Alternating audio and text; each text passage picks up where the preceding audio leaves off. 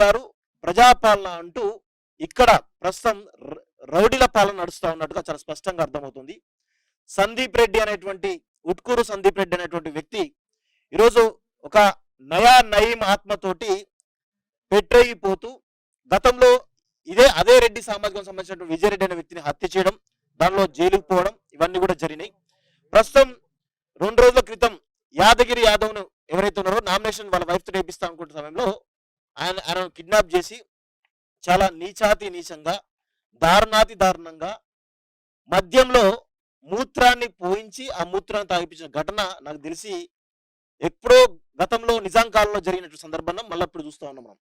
అంటే మరొక కోమటిరెడ్డి వెంకటరెడ్డి అనేటువంటి ఒక నిజాం పాలనలో నయా నయీం రూపంలో ఉన్నటువంటి సందీప్ రెడ్డి అనేటువంటి వ్యక్తి ఇలా ఇద్దరు కలిసి చాలా నల్గొండ జిల్లాలో పెద్ద ఎత్తున ఇలా దుర్మార్గాలు జరుగుతున్నట్టు కనబడతా ఉంది. సో రేవంత్ రెడ్డి గారు దీనిపైన స్పందించాలి.